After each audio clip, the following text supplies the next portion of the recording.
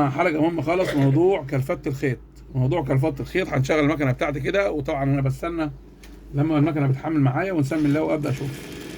اول حاجه هنشوف كده اهو اقلب من ورا، بصم. ها باين كده يا شيخ انس؟ شايفين المكنه شغاله من فوق مظبوط اهو، او شبه مظبوط. وده العطل الاشهر في موضوع الكلفتة. يبقى كلفات الخيط، وده الحاله اللي هي المشهوره عند معظم، بل 95% من حالات المكن كله بيبقى الخيط من فوق مظبوط. طيب وفي كلفتة من تحت. هنمشي كمان شويه كده اهو اهو اهو. طيب كمان بصوا شايفين؟ يبقى في عيب اهو في الكلفتة. طيب كمان هناخد كمان وش كده. الحل ايه؟ لو ركزنا هنا يا شيخنا كده اهوت، بصوا معايا.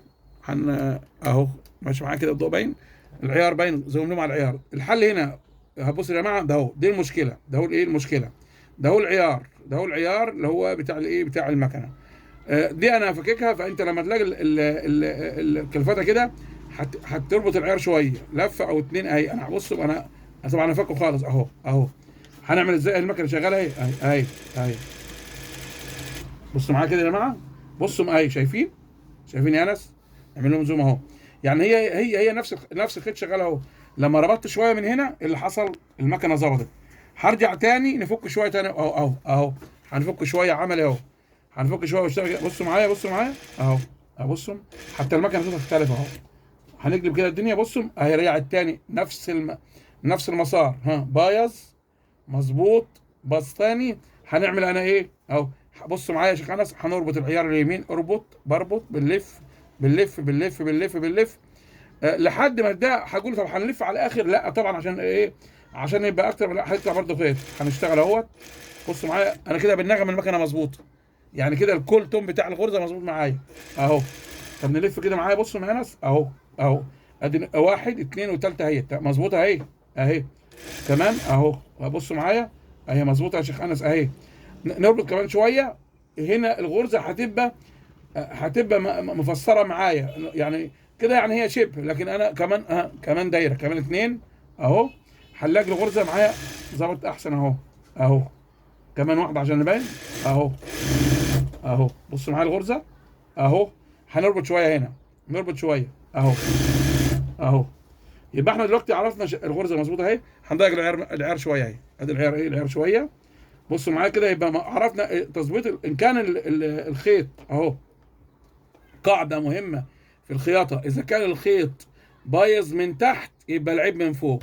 خليك افهم معايا، الخيط بايظ من تحت يبقى العيب منين؟ من فوق، يعني العيب من العيار الفوقاني.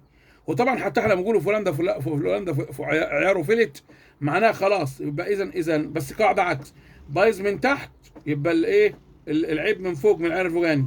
وان كان بايظ من فوق من هنا، ان كان بايظ من فوق، وطبعا دي ما حصلتش معانا، ان كان بايظ من فوق يبقى العيب من فوق من تحت. هنبدا كده اخر مره ثاني اهو.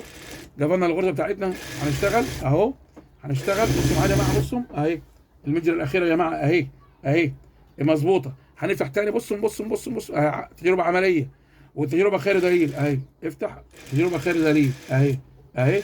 المكنه مش مظبوطه اهو يا جماعه اهي. بصوا رجعنا بصوا اهي. يبقى فين السر؟ السر هنا في العيار ده. هنكفي العيار ده. يبقى النهارده دي الحلقه الاولانيه في العيار، وهنظبط حالنا اهوت، وهنبدا نشتغل اهو. بصوا اهي مظبوطه اهي كده بفضل الله. عرفنا ظبطان الايه موضوع كلفت الخيط او كلكعه الخيط يا شيخ انس. بص معايا، حلينا المشكله. ده الجزء الاولاني. الجزء الثاني واحد يقول طب ما تورينا بالمره يا شيخ انس، ركز معايا. ازاي نركب العيار ده؟ ليه طريقه في التركيب يا جماعه. اول حاجه بصوا هنفك اهو. دي اول حاله، هركنها على جنب. اول حاجه الصاموله دي اهي اهي اهي ادي رقم واحد. رقم اتنين السوسته اهي. بصوا الترتيب باين عندك ولا مش باين؟ اهي رقم واحد اهي الصاموله. رقم اتنين السوسته. رقم ثلاثة عندي اللي هو حامل طبق، لابد يكون عندك ده، اللي هو السوسته بتركب فيه اهي. وبعد كده نخش على الطبقين اهم. في عندي اتنين طبق اهم، ويكونوا وشهم لوش بعض. الطبق الاولاني اهو، واحرص ان ده يكون ناعم عندك زي الحرير. لو عندك خشنه ولا بتاع صنفره ناعمه واعملوا ايه؟ اعملوا بيها اهو. حتى سك المواعين مشيه على سك المواعين بحيث يبقى شكله ناعم اهو. وبعد كده الخيط، بعد كده اللي بصوا معايا الخيط اهو، الخيط اهو بيبقى في النص، وبعد كده الطبقين. هركب تاني، هركب تاني، يبقى هنشتغل على التوالي. هنركب اول حاجه الخيط اهو اهو، غزل او الطبق الاولاني، الطبقين اللي وش بعض يعني بطنهم لبطن بعض، وبعدين الطبق المقابل ليه هنخلي الخيط بتاعنا فين؟ في النص. هاتي لي اروقه كده قماشه بيضاء يا بابا، ها.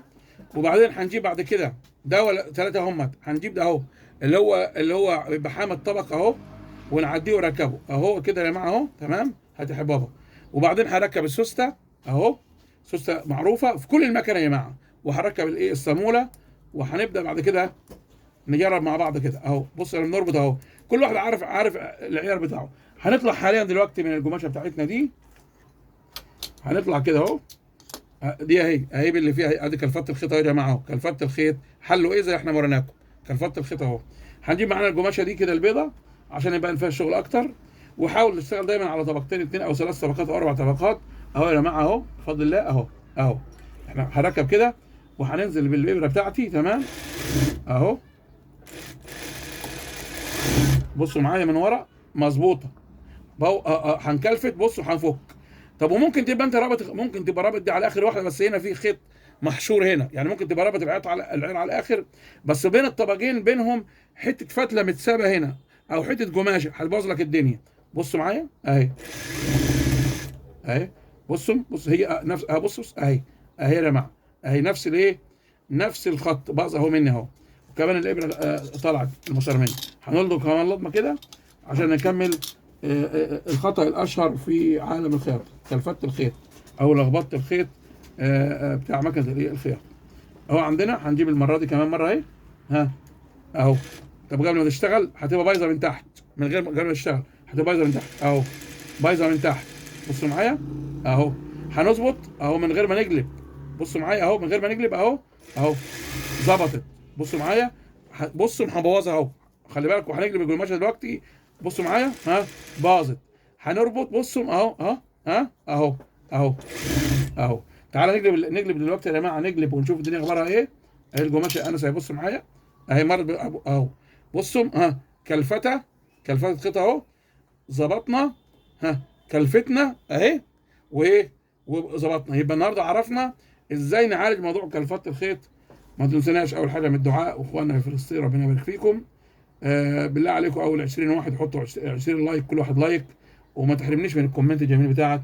قناة النويشي قماش ومقص، ان شاء الله كلفت الخير.